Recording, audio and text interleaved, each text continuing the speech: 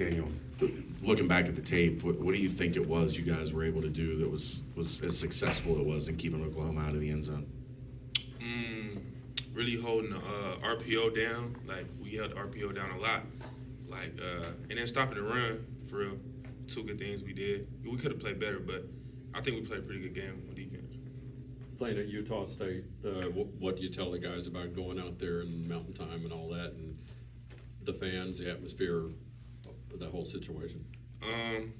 Really, the elevation is going to be a factor this game, but I feel like the crowd, I feel like Nipper's better, so like there's nothing really that we ain't seen before, but it's going to be loud in there, but the elevation is going to be, it's going to be a little bit of a problem. But I played there last year, it was nothing crazy. You guys are doing a good job of forcing takeaways, especially with the forced fumbles so far this season. And Coach Brown at Louisville, they really led the nation last year in forced fumbles. So what is it like playing for such an aggressive coach that teaches you to really go after the ball as much as you can? Oh, it's nice. It's real nice because it's all about the ball. Like, that's how you win games. When we made that, when Threats forced the fumble in the red zone, that was a huge turn. Like, that was a huge turn. We got to capitalize off that. Looking back at the tape, obviously, was there any play in particular that stands out that you guys thought you could maybe change that game on Saturday to where you guys could have got that momentum there for you guys? It's not really like one specific play. It's like we would stop them, then they'll hit like their big run, and it's not like really one specific play. It's just more like two drives, or like 3rd and 16 when we had them like 3rd and long on the goal line. I wish we could have stopped them when they hit the big run. I think they ended up getting a field goal that drive. That was one I wish we could have stopped them right there. You're a West Coast guy. Do you have any? This is as close as you get to where you're from. Does anyone come to watch this? Yeah, my mom and my brother coming. So yeah, I'm gonna see him on Thursday. From a player perspective, how much different is a short week? Missing an extra day of rest and getting right into it. Yeah, short week. It's tough, but we've been doing a good job getting our lift in and recovery, and they took care of us yesterday. So really, we only got one really banging day, which is today. So, they do a good job taking care of us. So. Oklahoma converted that 3rd and 19 on the rush play. When you look back at that on film, like, what's the reaction in the film room? What is Coach Brown saying to you guys when that happens?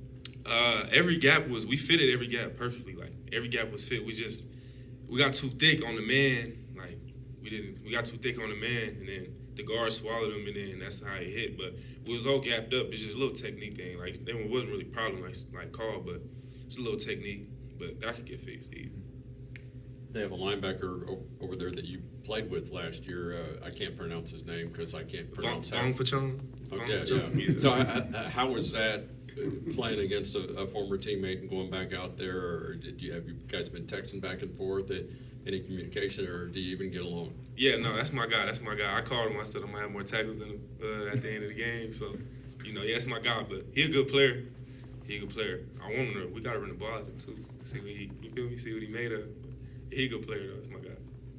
Looking forward to BYU on Friday night. Just talk about what you've seen from their offense. Obviously, Keaton Slovis is a guy who has had so much success in his college career. What does this BYU present on the offensive end? Well, when I played them last year, there was like a more like run, stretch heavy team, but the first 4 games they've been throwing the ball, so that's why I'm gonna try to pin my ears back and get after it. So, but they wasn't running the ball as much as they did last year, which I like.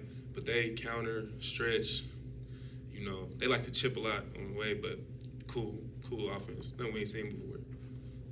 So is BYU, Utah State, kind of like a battle for the victory bell type of thing, where maybe nationally it's not known as a big rivalry, but in the state of Utah it was a big deal? It is. There is actually a trophy for that, Utah State versus BYU. I forgot what it was, but I think it's the wagon wheel. The wagon wheel? Yeah. Yeah, it is the wagon wheel. Yeah. Yeah, it is a rivalry. Like, we call them school down south or whatever. Yeah, but yeah, it is a rivalry. I didn't really know too much about it. But. Anything else? Okay. Yep. Good? Oh, yeah. All right, thanks, guys. Thanks, DG. Appreciate it. Thanks, DG.